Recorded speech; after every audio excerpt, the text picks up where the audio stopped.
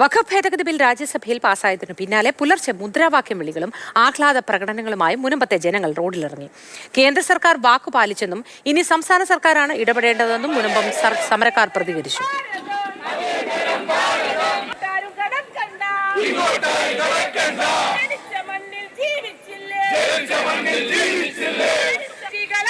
മുനമ്പത്ത് നിന്നും വിഷ്ണുപ്രകാശ് ഒപ്പം ചേരുന്നു. വിഷ്ണുപ്രകാശ്, ആദ്യം ലോക്സഭയിൽ നിന്നും ബില്ല് പാസ്സായി വന്നപ്പോൾ തന്നെ രാജ്യസഭയിലേക്ക് കടക്കും മുൻപ് തന്നെ വലിയ ആഹ്ലാദ പ്രകടനങ്ങളാണ് ഉണ്ടായിരുന്നത്. വിശദാംശങ്ങൾ എന്താണ്?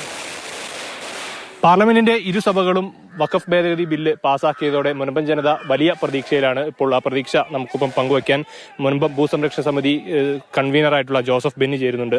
ലോകസഭയും കടന്ന് രാജ്യസഭയും കടന്ന് ഇപ്പോൾ ഇത് നിയമമാകാൻ പോവുകയാണ്. ആ നിയമമാകുന്നതോടുകൂടി മുനമ്പത്തെ എല്ലാവിധ പ്രശ്നങ്ങളും മാറിക്കിട്ടും, റവന്യൂ അവകാശങ്ങൾ സ്ഥാപിച്ചു കിട്ടുമെന്ന ഞങ്ങളുടെ വർദ്ധിയായ സന്തോഷമാണ് ഇപ്പോൾ വീണ്ടും ഞങ്ങളുടെ കുടുംബങ്ങളിൽ എത്തിയിരിക്കുന്നത്.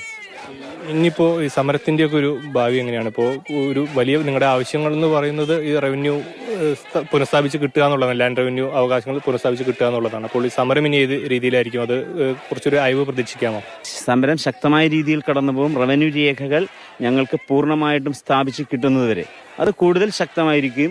ഞങ്ങൾ ആവേശത്തോടു കൂടിയാണ് ഇനി സമരം ചെയ്യാൻ പോകുന്നത്. കാരണം ഇത്രയും നാള് അധികാരികൾ പറഞ്ഞിരുന്നത് നിലവിലുള്ള ചട്ടങ്ങൾക്കും നിയമങ്ങൾക്കും വിധേയമായിട്ട് മാത്രമേ പ്രവർത്തിക്കാൻ പറ്റുകയുള്ളൂ. ഇന്നിപ്പോൾ വഖഫിന്റെ എല്ലാവിധ ഭൂമിയിന്മേലുള്ള അവകാശങ്ങളും ഇല്ലാതെ ആയിരിക്കുകയാണ്.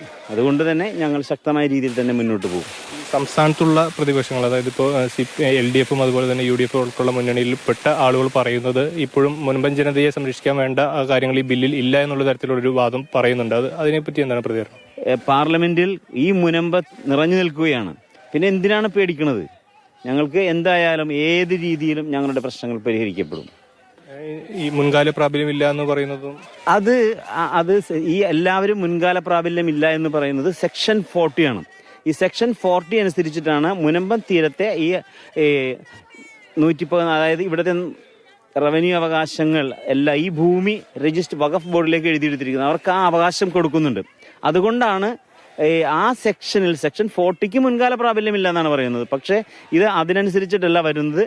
പല രീതിയിലും ഞങ്ങൾക്കിതിലെ കാര്യങ്ങൾ നടത്തി കിട്ടും. കാരണം ട്രിബ്യൂണലിന്റെ അവകാശങ്ങൾക്ക് കുറവ് വരുന്നുണ്ട്. ഇതും ചിലപ്പോൾ ഒരു പക്ഷേ വേണമെന്നുണ്ടെങ്കിൽ വഖഫ് ബോർഡിലേക്ക് ഞങ്ങളുടെ റവന്യൂ അവകാശങ്ങൾ സ്ഥാപിച്ചെടുക്കുന്നതിന് മുൻപേ ഞങ്ങൾക്ക് നോട്ടീസ് അയച്ചിട്ടില്ല എന്നുള്ളത് വലിയൊരു തെറ്റാണ്. അപ്പോൾ ട്രിബ്യൂണൽ ഞങ്ങളെ വഖഫ് ബോർഡിലേക്ക് വിടുകയാണെങ്കിൽ വഖഫ് ബോർഡിൽ വരുന്ന ആ ഒരു ടീം ഇനി വരുന്നത് വഖഫ് ബോർഡ് അംഗങ്ങളായിട്ട് വരുന്നത് 22 പേരാണ്.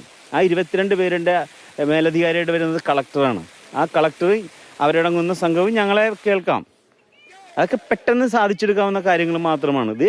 അതല്ലാതെ അതുകൂടാതെ ഞങ്ങൾക്കുള്ള ഏറ്റവും വലിയ പ്രതീക്ഷ എന്ന് പറഞ്ഞു കഴിഞ്ഞിട്ടുണ്ടെങ്കിൽ സൊസൈറ്റി ആക്ടും പ്രകാരം രജിസ്റ്റർ ചെയ്ത ഭൂമിയാണിത്.